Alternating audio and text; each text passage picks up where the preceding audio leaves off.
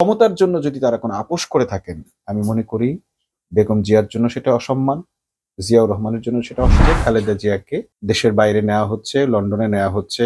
বোঝাই যাচ্ছে যে এটা চিকিৎসার জন্য নয়, কারণ লন্ডনে আসলে তার কোনো চিকিৎসা নেই, তার চিকিৎসা আছে আমেরিকায়। বাংলাদেশের রাজনীতি নিয়ে এই মুহূর্তে খুব হতাশ একটা পরিস্থিতি। কারণ বাংলাদেশের রাজনীতি এমন একদিকে চলে গেছে যে ৫ই আগস্টের যে অর্জন সবই আজ বিলীন হতে চলেছে। এটা কেন বললাম? তারেক রহমান সেদিন একটা কথা বলেছেন, তার ফেসবুক স্ট্যাটাসে লিখেছেন যে বাংলাদেশে আসাটা তার একক নিয়ন্ত্রণে নেই।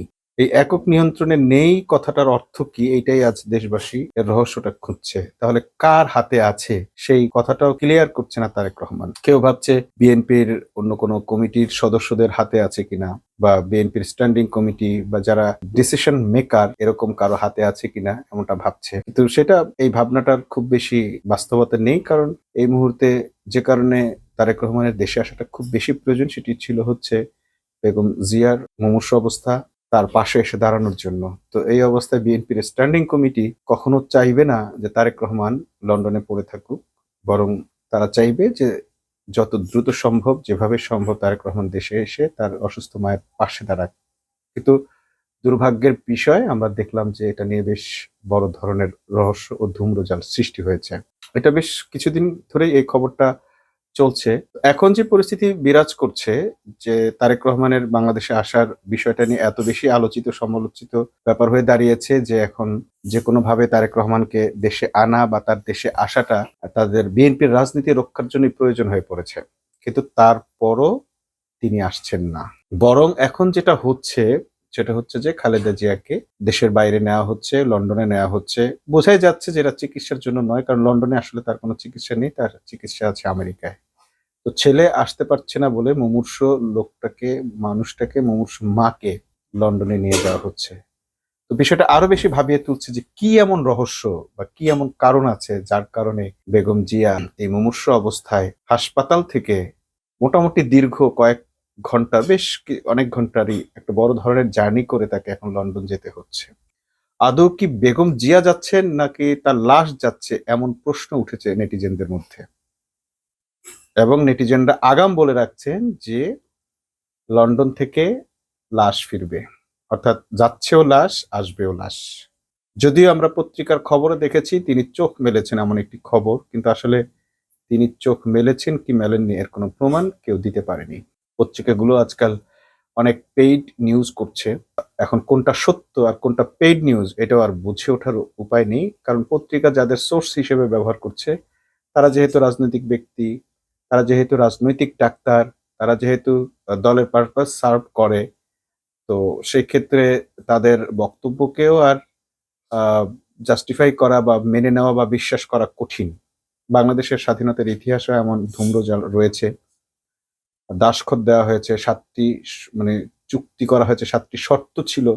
যে শর্তগুলো লিখতে গিয়ে সৈয়দ নজরুল ইসলাম অজ্ঞান হয়ে গেছেন, তাজউদ্দিন আহমেদ আপসেট হয়েছেন, যেখানে এমজি ওসমানীকে রাখা হয়নি। তারপর সেই দাসখতগুলো কি সেটিরও মোটামুটি একটা ধারণা পাওয়া গেছে ডালিমের কথায়। মেজর ডালিমের কথায় এরকম কিছু নিদর্শন বা উদাহরণ আমরা পেয়েছি দাসখতগুলো কি। তো এই যে রহস্য, আস্তে আস্তে হয়তো এই রহস্যগুলো উন্মোচন হয়, কিন্তু হলেও সেটি আর খুব বেশি কল্যাণে কাজে লাগে না।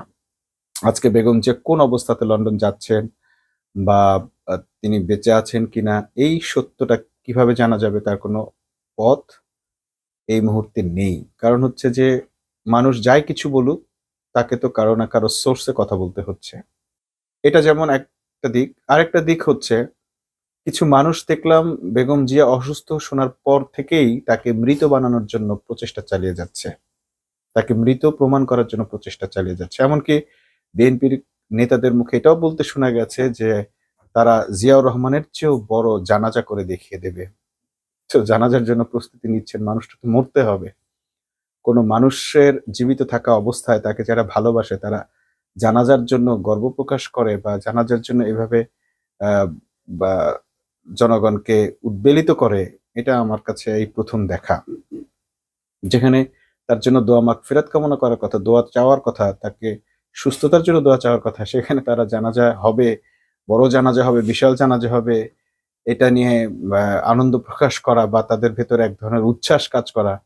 উচ্ছ্বাসের আরেকটা মাত্রা আমরা দেখলাম যে এভার কেয়ারে যখন বেগম জিয়া হাসপাতালে, তখন তাকে দেখতে গিয়ে সেলফিবাজি চলছে। নেতা-নেত্রীরা সেলফি তুলছেন এবং একজন রিপোর্টার বলেই ফেলল যে তাদের সেলফি তোলার মুড দেখে মনে হচ্ছে এটা তারা কোনো উৎসবে এসেছে। মানে এটা হচ্ছে যে লোক দেখানো একটা রাজনীতি যে হ্যাঁ, আমি কিন্তু এভার কেয়ারে গিয়েছিলাম। বেগম জিয়া যেদিন এভার কেয়ার হাসপাতালে, দেখেন নেতা। মানে কাউকে দেখানোর জন্য এই সেলফি তুলে সেগুলো ডকুমেন্টেশন করা। এইটা যদি হয় রাজনীতি, যে ভেতরকার কোনো আন্তরিক পরিবেশ থাকবে না, রাজনৈতিক দলের প্রধানের প্রতি আবেগ থাকবে না, ইভেন সন্তানেরও কোনো আবেগ থাকবে না মায়ের প্রতি, এক কাঠের পৃথিবীতে আমরা এসে পৌঁছেছি, অথবা আরো বলতে গেলে স্টোন যুগে, পাথর যুগে এসে আমরা পৌঁছে গেছি, যেই যুগে কেউ কারোর জন্য কাদার সময় পাচ্ছে না, ভালোবাসার সময় পাচ্ছে না, কেউ কারোর জন্য ফিল করার সময় পাচ্ছে না, কাউকে অনুভব করার সময় পাচ্ছে না। আজ অনেক কিছু আছে, শুধু ভালোবাসারই অভাব, আন্তরিকতার অভাব। এই যে একটা পরিবেশ তৈরি হয়েছে, আবেগের স্ফুরণের পরিবর্তে খুব বেশি বাস্তববাদী হয়ে ওঠে, একেবারে রোবোটিক আচরণ করা, বাস্তবতার কথা বলে বলে নিজেকে হিউম্যান বিং থেকে যান্ত্রিক মানুষে পরিণত করার যে প্রবণতাটা তৈরি হয়েছে, এটা আসলে ভালো লক্ষণ নয় রাজনীতির জন্য। বাংলাদেশের রাজনীতিতে অবশ্যই জনগণের প্রতি নেতাদের ভালোবাসা, নেতাদের প্রতি জনগণের ভালোবাসা, আন্তরিকতা থাকা দরকার এবং এইভাবেই একটি বন্ধন তৈরি হয়। শুধু যদি ফলস হাসি দেওয়া বা জনগণকে ফলস খুশির জন্য রাজনীতি করা, এমন রাজনীতি দিয়ে বাস্তবিক অর্থে কোনো উন্নয়ন হয় না। সেটি তো গেল রাজনীতির ব্যাপার, কিন্তু দেশের কি পরিস্থিতি দাঁড়াবে যদি সত্যি তারেক জিয়া বা বিএনপির মতো একটি বড় দলের শীর্ষ নেতা এইভাবে কোনো আর অন্য কারো নিয়ন্ত্রণে চলে যায়? ধারণা করা হচ্ছে এই নিয়ন্ত্রণ চাবিকাঠি ইন্ডিয়ার হাতে। কারণ বাংলাদেশের রাজনীতির নিয়ন্ত্রণটাই মোটামুটি ইন্ডিয়ার হাতে, এবং এতদিন সেটি ছিল শেখ হাসিনাকে কব্জা করার মধ্য দিয়ে। ডক্টর ইউনূস আসার পর সেই রাজনীতি তার ভারতের হাতছাড়া হয়ে যায়। কিন্তু ভারত অপেক্ষা করছে যে নতুন কোনো সরকার আসলে, অর্থাৎ বিএনপিকে ক্ষমতায় আনতে পারলে তাদের নিয়ন্ত্রণ পুনঃপ্রতিষ্ঠিত হবে, এবং তারা দেশের নিয়ন্ত্রণ নেওয়ার জন্য ইতোমধ্যে বিএনপিকে কব্জা করে ফেলেছে। অনেকেই ধারণা করছেন বিএনপি নেতা সালাউদ্দিন আহমদকে বিশেষভাবে প্রশিক্ষিত করে, তাকে মগজ ধোলাই করে, তাকে ম্যানেজ করে, তাকে শিলংয়ে রাজার হালে রেখে মোটামুটি এই ধরনের একটি প্ল্যান পরিকল্পনা ভারত করে ফেলেছে। এমনকি অনেকেই মনে করছেন যে হয়তোবা তারেকের সঙ্গেও এমন কোনো চুক্তি হয়েছে যে ইন্ডিয়ার ইশারা ছাড়া তারেক রহমান কিছুই করবে না, এক পা ফেলবে না, এবং সেই ইন্ডিয়ার ইশারা নেই বলেই তারেক দেশে ফিরতে পারছেন না। এরকম নানান ধরনের আলোচনা কিন্তু এই মুহূর্তে বাংলাদেশের মানুষের মনে ভাসছে। যারা বিএনপি করছেন, বিএনপির সমর্থক, তারা একদিকে তারেক রহমানের পক্ষ নিচ্ছেন, কিন্তু তাদের পক্ষ নেওয়াটা আবার খালেদা জিয়ার বিপক্ষে চলে যাচ্ছে, দেশের বিপক্ষে চলে যাচ্ছে। আবার যারা দেশের পক্ষ নিচ্ছেন, খালেদা জিয়ার পক্ষ নিচ্ছেন, তাদের অবস্থান আবার বিএনপির বিপক্ষে চলে যাচ্ছে, তারেক রহমানের বিপক্ষে চলে যাচ্ছে। এমন একটি ত্রাহি অবস্থা এখন বিএনপির। এমত অবস্থায় যেটা আমাদের বলার বিষয় সেটি হচ্ছে যে বাংলাদেশের রাজনীতিকে যদি গণমানুষের রাজনীতি করতে হয়, তাহলে আসলে আবার নতুন করে ঢেলে সাজাতে হবে। 5ই আগস্টের পর যে প্রচেষ্টাটা সাধারণ মানুষের মধ্যে ছিল, সেই প্রচেষ্টাটা আবার ফিরিয়ে আনতে হবে। মানুষ যেভাবে রক্ত দিয়ে বাংলাদেশকে রক্ষা করেছে, এই রক্ত কিন্তু সত্য, এটা কিন্তু অভিনয় নয়। এই রক্ত কিন্তু কেউ সেলফিবাজি করার জন্য ঝরায় নাই।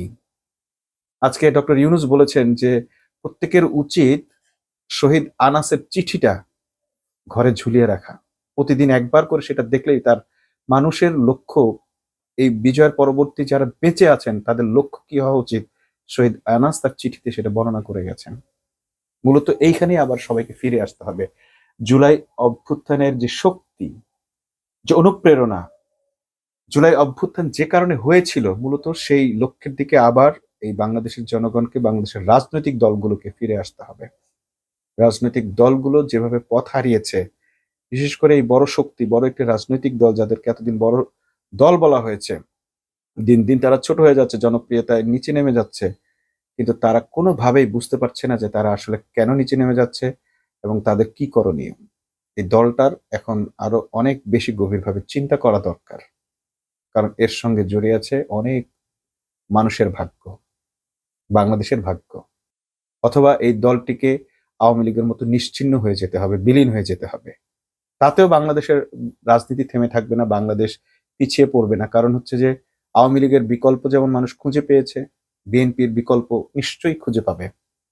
এমনও হতে পারে বাংলাদেশে দুই ধারার দুটি রাজনৈতিক দল থাকবে, তাদের সঙ্গে অন্যান্য ছোটখাটো দল থাকবে, এবং তারা আবার নতুন করে নিজেদের ভেতর রিফর্মের মাধ্যমে বাংলাদেশকে নতুন করে গড়ে তুলবে। সেটিও অসম্ভব নয়। কিন্তু বিএনপির জন্য এটা বড় ধরনের অশনি সংকেত। এই যে বেগম জিয়াকে নিয়ে যে রাজনীতিটা হলো বা এখনো হচ্ছে, সেটা শেষ পর্যন্ত বিএনপির জন্য বড় ধরনের ক্ষতির সম্মুখীন করতে পারে। যদি সেটা হয় যে এই বেগম খালেদা জিয়ার মাধ্যমে তারা একটা অপরাজনীতি করতে চেয়েছিল বা জনপ্রিয়তা বা সিম্প্যাথির রাজনীতি করতে চেয়েছিল, তাহলে সেটি একটি বড় ভুল। আবার যদি এমন হয় যে বেগম জিয়ার ব্যাপারে যে সিদ্ধান্ত দল নিয়েছে, বিএনপি নিয়েছে, বা তারেক রহমান যে সিদ্ধান্ত নিয়েছেন, সেটি অন্য কোনো দেশের নিয়ন্ত্রণের মাধ্যমে বা অন্য কোনো দেশের কথায় নেওয়া হয়েছে, সে রহস্য একদিন মানুষ জেনে যাবে। কারণ এখন কোনো কিছুই আর ধামাচাপা দিয়ে রাখা যাচ্ছে না। তো যেটাই হোক, তাহলে একটি রাজনৈতিক শক্তি বিলীন হয়ে যাবে, এতে কোনো সন্দেহ নেই। তো এমতা অবস্থায় বাংলাদেশের রাজনৈতিক দলগুলোকে, অন্য যে দলগুলো আছে তাদেরকে অবশ্যই, বিএনপি কোনোভাবে যদি ভারতের পকেটে ঢুকে যায়, অন্য রাজনৈতিক দলগুলোকে ঐক্যবদ্ধভাবে সে জায়গাটা দখল করতে হবে, এবং সেখানে বিএনপিরই ডানপন্থী এবং দেশপ্রেমী শক্তিকে জড়ো হয়ে, নাম যাই হোক, আমার রাজনীতির নাম যাই হোক, দলের নাম যাই হোক, আমার দেশ যেহেতু বাংলাদেশ, সো বাংলাদেশের জন্য যে কোনো নামে, যে কোনো সময়, যে কারোর সঙ্গে ঐক্যবদ্ধভাবে রাজনীতি করে বাংলাদেশকে ভারতের দাবিদারি থেকে রক্ষা করতে হবে, বাংলাদেশকে ভারতের আগ্রাসন থেকে রক্ষা করতে হবে। শুধু ভারত নয়, যে কোনো বহির্রাষ্ট্রের একচ্ছত্র আধিপত্য থেকে বাংলাদেশকে রক্ষা করতে হবে। আধিপত্য বা দাদাগিরি বা অভিভাবকত্ব বলি বা সহযোগিতা ততটুকু পর্যন্ত নেওয়া যাবে যতটুকু আমার দেশের জন্য কল্যাণকর। কল্যাণের বাইরে বাংলাদেশকে কারো কোনো সাজেশন মানতে হবে, নির্দেশনা বা নিয়ন্ত্রণ মানতে হবে, এটি বাংলাদেশের মানুষ আশা করে না। যদি এটা বিএনপির শীর্ষ নেতারা বুঝে থাকেন যে বাংলাদেশের ক্ষমতার জন্য যদি তারা কোনো আপোষ করে থাকেন, আমি মনে করি বেগম জিয়ার জন্য সেটা অসম্মান, জিয়াউর রহমানের জন্য সেটা অসম্মান, এবং বিএনপিতে যদি কোনো নেতা ভারতের সাথে আপোষ করে থাকেন, তাহলে সেটি হয়ে যাবে নিজের পায়ে নিজে কুড়াল মারা। বিএনপির শীর্ষ নেতৃবৃন্দের প্রতি এই দাবি থাকবে যেন তারা অবশ্যই নিজেদেরকে জনগণের মুখপাত্র হিসেবে প্রমাণ করার চেষ্টা করেন।